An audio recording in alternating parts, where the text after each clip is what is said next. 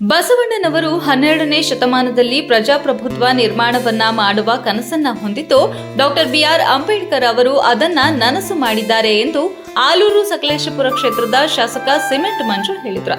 ಆಲೂರು ಪಟ್ಟಣದ ವೀರಶೈವ ಕಲ್ಯಾಣ ಮಂಟಪದಲ್ಲಿ ವೀರಶೈವ ಸಂಘ ಹಾಗೂ ಅಖಿಲ ಭಾರತ ಲಿಂಗಾಯತರ ಸಂಘದ ವತಿಯಿಂದ ಆಯೋಜಿಸಿದ ಬಸವಣ್ಣ ಜನ್ಮ ದಿನಾಚರಣೆ ಹಾಗೂ ಪ್ರತಿಭಾ ಪುರಸ್ಕಾರ ಕಾರ್ಯಕ್ರಮದಲ್ಲಿ ಭಾಗವಹಿಸಿ ಮಾತನಾಡಿ ಅವ ನಮ್ಮವ ಎನ್ನುವ ಮೂಲಕ ಸಾಮಾಜಿಕ ಸಮಾನತೆಯ ತತ್ವದಡಿ ನೂರಾರು ವಚನಕಾರರನ್ನ ಅನುಭವ ಮಂಟಪದಲ್ಲಿ ಸೇರಿಸಿಕೊಂಡು ಸಮಾಜದ ಅಂಕದಗಳನ್ನ ತಿದ್ದಲು ವಚನ ಪರ್ವವನ್ನೇ ನಿರ್ಮಿಸಿದ ಕಾಲವನ್ನ ವಚನದ ತತ್ವಗಳನ್ನ ಎಂದಿಗೂ ಮರೆಯಬಾರದು.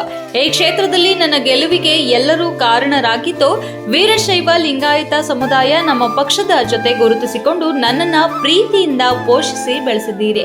ನೀವು ಇಟ್ಟಿರುವ ಪ್ರೀತಿಗೆ ಚ್ಯುತಿ ಬಾರದಂತೆ ಪ್ರಾಮಾಣಿಕವಾಗಿ ಕ್ಷೇತ್ರದ ಸಮಗ್ರ ಅಭಿವೃದ್ಧಿಗೆ ಶ್ರಮಿಸುತ್ತೇನೆ ಎಂದರು. ತಾಲೂಕಿನ ಕಾರಜವಳ್ಳಿ ಹಿರೇಮಠದ ಶ್ರೀ ಸದಾಶಿವ ಶಿವಾಚಾರ್ಯ ಸ್ವಾಮೀಜಿ ಮಾತನಾಡಿ ಬಸವಣ್ಣನವರ ಆಚಾರ ವಿಚಾರಗಳು ಮಾತಿಗಷ್ಟೇ ಸೀಮಿತವಾಗದೆ ನಮ್ಮ ಜೀವನದಲ್ಲಿ ಅಳವಡಿಸಿಕೊಂಡಾಗ ಮಾತ್ರ ಅವರನ್ನ ಗೌರವಿಸಿದಂತಾಗುತ್ತದೆ.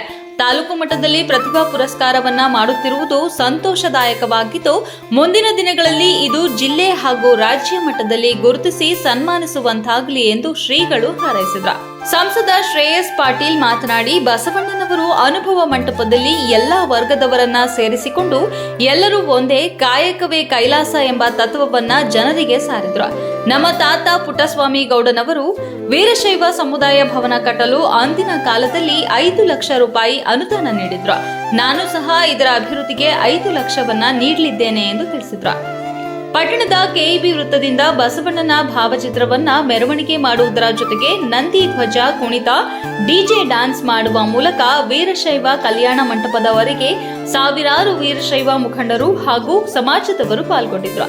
ಕಾರ್ಯಕ್ರಮದಲ್ಲಿ ಎಸ್ಎಸ್ಎಲ್ಸಿ ಮತ್ತು ಪಿಯುಸಿಯಲ್ಲಿ ಹೆಚ್ಚು ಅಂಕ ಗಳಿಸಿದ ಸಮುದಾಯದ ವಿದ್ಯಾರ್ಥಿಗಳನ್ನ ಗುರುತಿಸಿ ಸನ್ಮಾನಿಸಲಾಯಿತು.